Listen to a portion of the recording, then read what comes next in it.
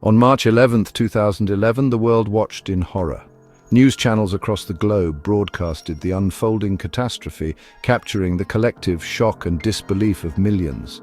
A massive earthquake, the most powerful ever recorded in Japan's history, struck off the coast. The seismographs went wild, recording a magnitude of 9.1, a force so immense it shifted the Earth's axis. The Earth shook with terrifying force. Buildings swayed, then crumbled. Streets cracked open, and people ran for their lives, seeking shelter from the relentless tremors. But the real monster was yet to come. As the ground settled, the sea began to churn ominously, a dark and foreboding sign of the impending disaster. From the depths of the Pacific, a wall of water surged towards the Japanese coastline. The tsunami, a force of nature both beautiful and terrifying, moved with unstoppable power. The tsunami, reaching heights of over 130 feet, swallowed entire towns in its path. Coastal communities were submerged, and the landscape was irrevocably altered. Homes, businesses, and lives were swept away with brutal indifference. The devastation was unimaginable. Streets once bustling with life were now filled with debris and silence. The official death toll surpassed 18,000. Each number represented a life, a story, a family left in mourning. The Tohoku region, particularly the Fukushima prefecture, bore the brunt of nature's fury. Entire communities were left in ruins, and the survivors faced an uncertain future. Beyond the immediate destruction, the tsunami unleashed another horror. The meltdown of the Fukushima Daiichi nuclear power plant. The nuclear crisis added a new dimension of fear and danger. This added a new layer of fear, uncertainty, and displacement to an already reeling nation. Thousands were forced to evacuate, leaving behind their homes and livelihoods. The world mourned with Japan, offering condolences and aid. Nations from around the globe sent resources, volunteers, and support to help rebuild and recover. But amidst the stories of loss and heroism, another narrative emerged, one whispered quietly at first, then shared with increasing urgency. It was a tale of resilience, of communities coming together to rebuild and support one another. It was a narrative of the uncanny, of encounters that defied explanation, of the restless spirits haunting the ruins of a shattered land. These stories, though eerie, spoke to the deep connection between the living and the lost, a testament to the enduring spirit of a nation scarred but unbroken. In today's episode, we will be looking into the ghosts of Fukushima.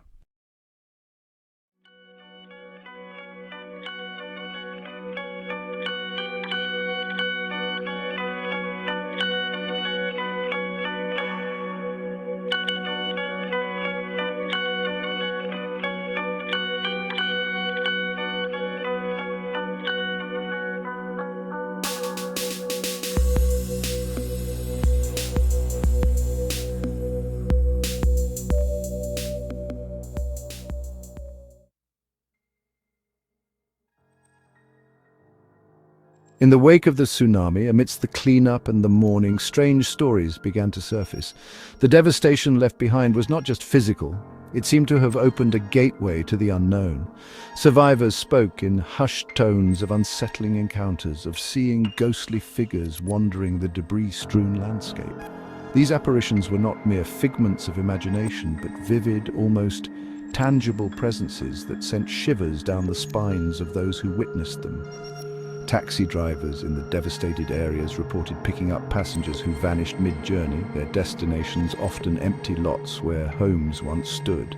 These spectral passengers would often give directions in soft, melancholic voices, only to disappear without a trace, leaving the drivers bewildered and shaken. Shopkeepers described feeling unseen presences, items mysteriously moving on shelves, and disembodied voices calling out names in the night.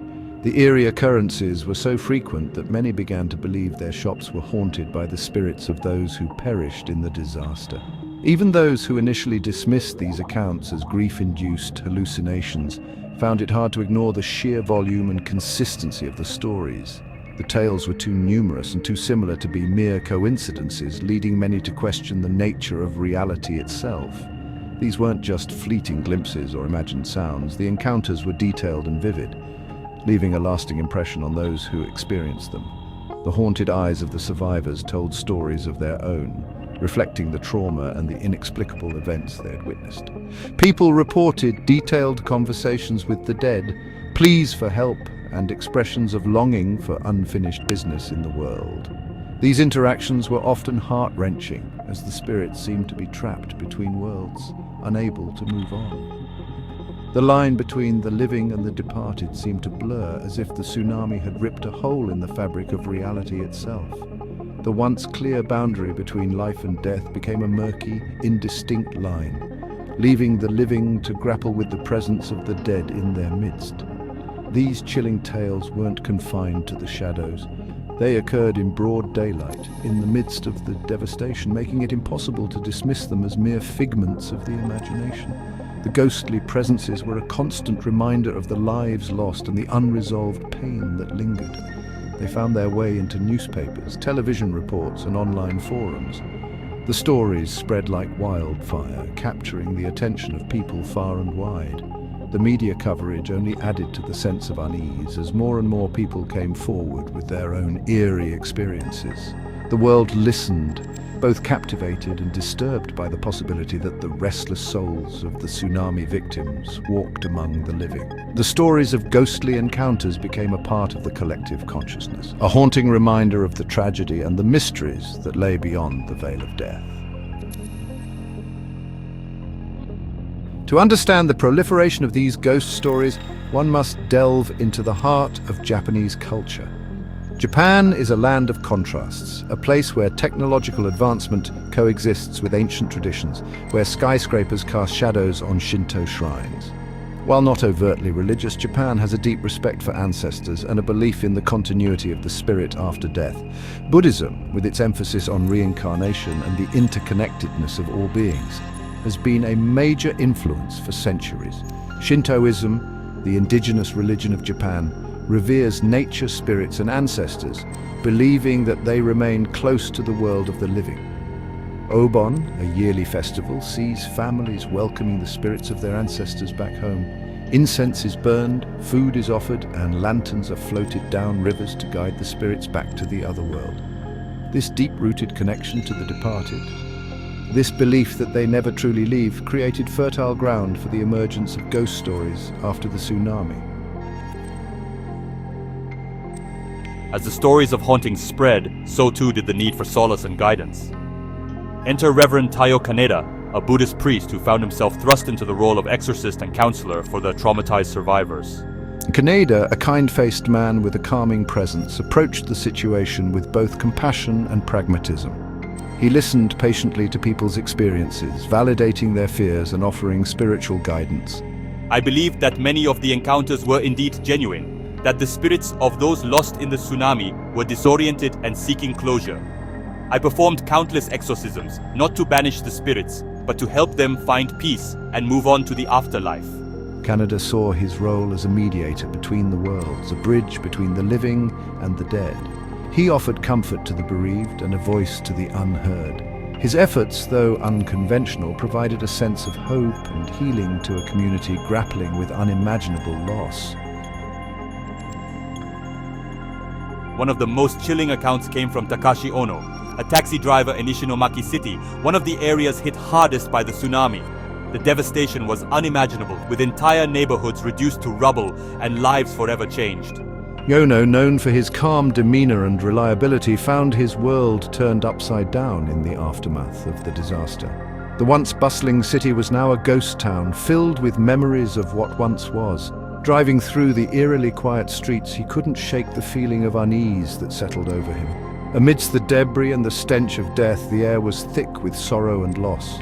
Ono started picking up unusual fares. These weren't just any passengers, they were different, almost otherworldly. A young woman, her voice trembling, asked to be taken to an address that no longer existed.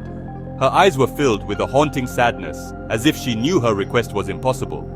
A middle-aged man, his face etched with worry, requested a ride to a neighborhood that had been completely washed away. His desperation was palpable, as if he was searching for something lost forever. Each time Ono would drive, his unease growing with every passing block, the silence in the car becoming more oppressive. Until he turned to find the back seat empty. His passengers vanished into thin air. It was as if they were never there, leaving behind only a cold chill.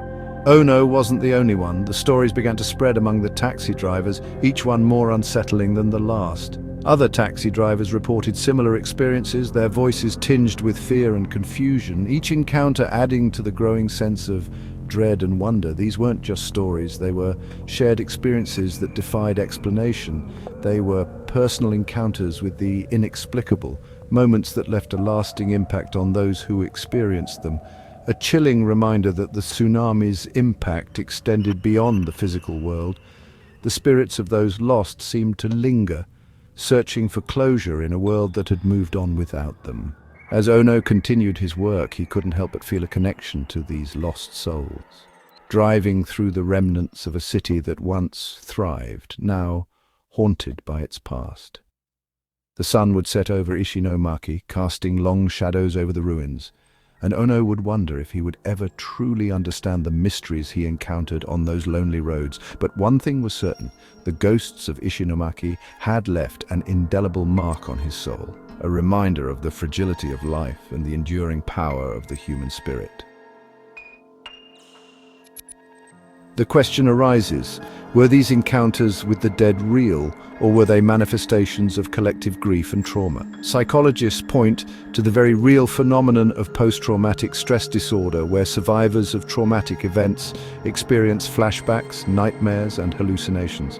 The sheer scale of the tsunami's devastation, the loss of loved ones, homes, and communities, created a breeding ground for PTSD. It's conceivable that the ghost sightings were, in part, a manifestation of this trauma, a way for the subconscious to process the unimaginable. The human mind, in its attempt to make sense of chaos, often seeks patterns and explanations. In the face of such profound loss, it's not surprising that some turn to the supernatural, finding solace in the belief that their loved ones were still close by, even if only in spirit. Ghosts, for some, are more tolerable than the void created by death.